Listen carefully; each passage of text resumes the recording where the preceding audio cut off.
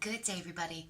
My name is Dana Massett, and something that I've always wanted to learn about and incorporate more into my healings with my clients and for myself is astrology.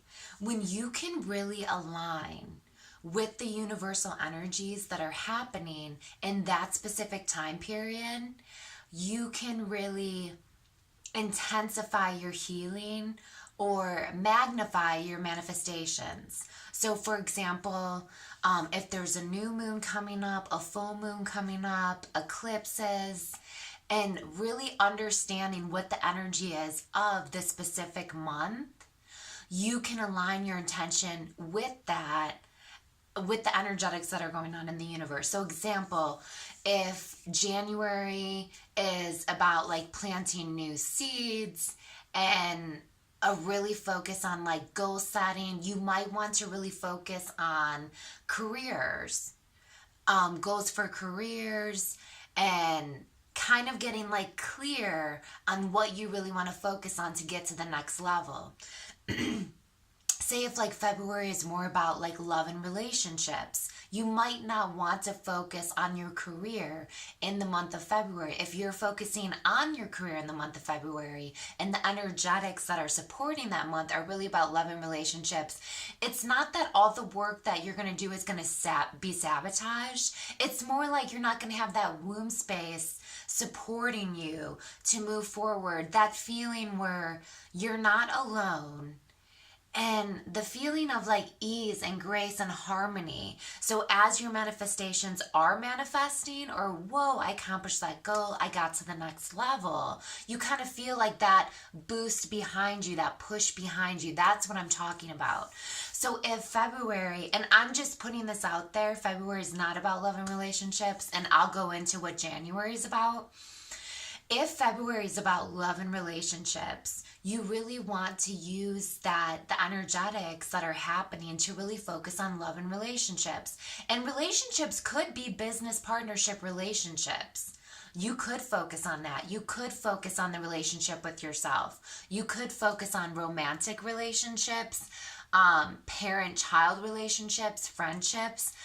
You really want to align what you're going to work on throughout the year in the right spots throughout the year, because then that's when you're going to get the most healing and the most support. So January is always about goal setting. January is always about wiping the slate clean, like you have a blank canvas, and what are you going to place on the canvas now?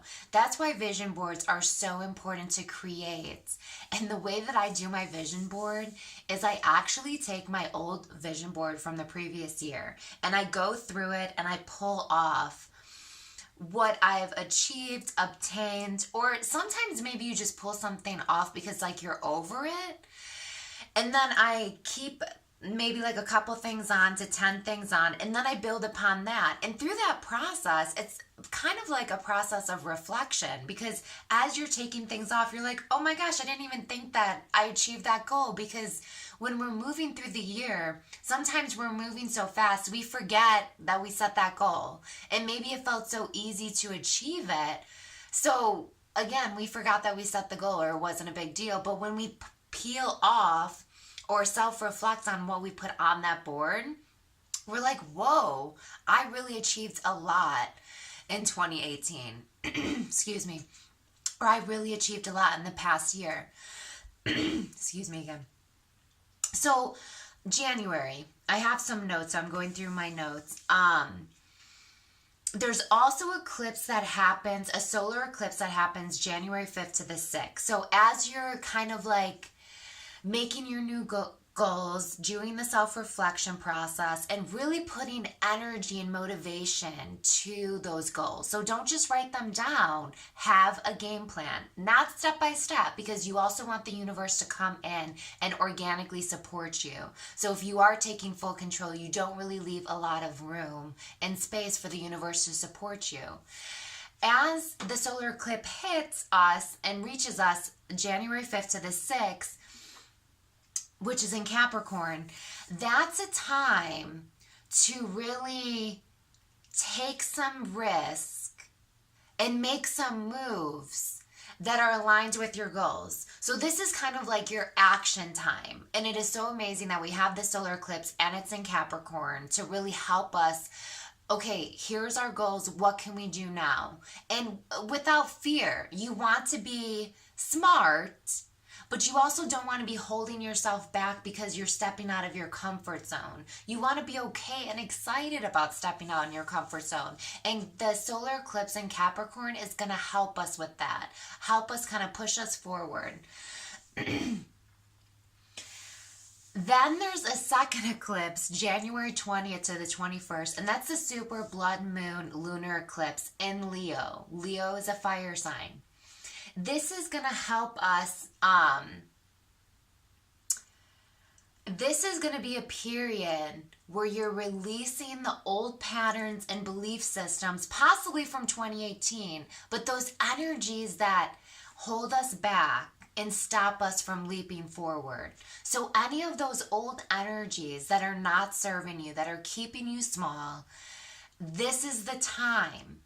That time, January 20th to the 21st, so towards the end of the month, to address those and really free yourself from those. If you need to write them down and do a burning ceremony, go for it. If you know what they are and you just want to meditate and move them through, or see your healer and have a healing session and move it through, do it. This is the time.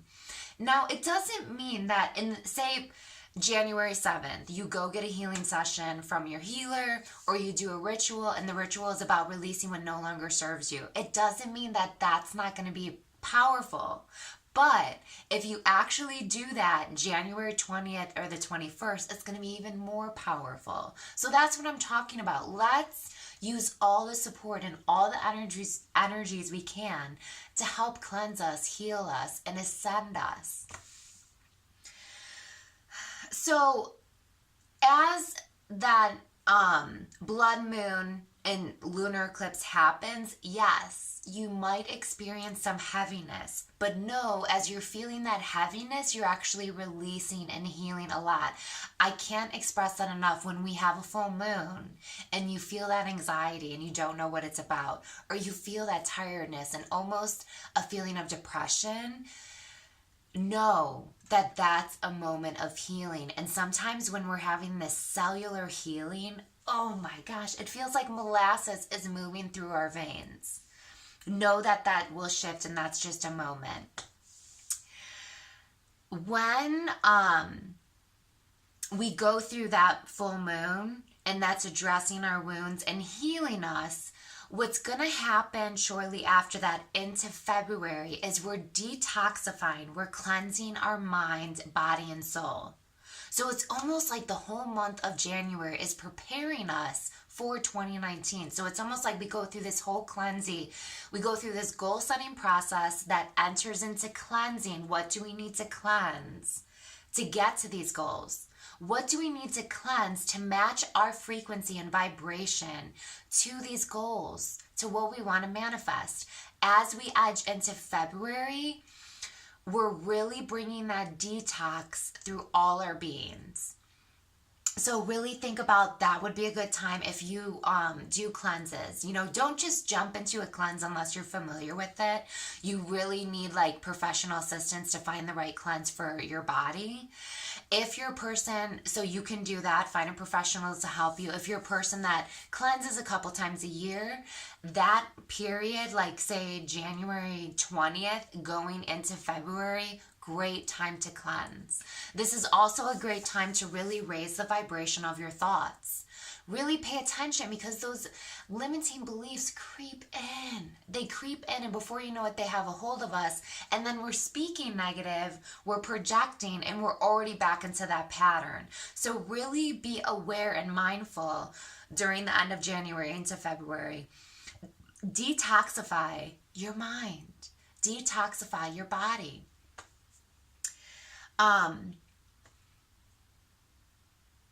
As we enter February, so end of January into February, you want to feel that shift. So if you're feeling the heaviness, and not everybody feels the heaviness, if you feel that heaviness, it's almost like January 25th, 27th.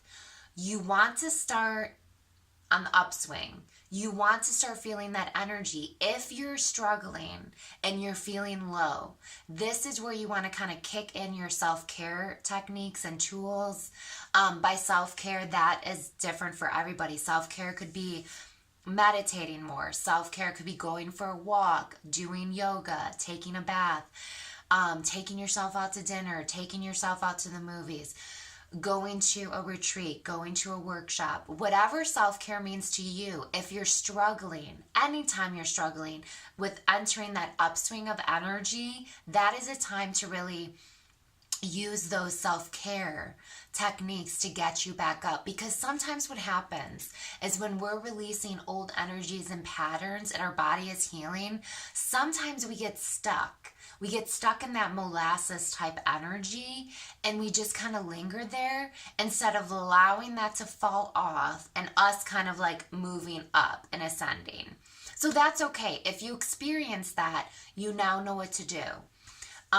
What I'm actually going to start doing is every month I'm going to update everybody on how they can use astrology and the energies of the universe and what's going on to align with their intentions. So just as I'm moving through this and learning about this, I'm going to keep you guys posted so you guys can grow and evolve in this too.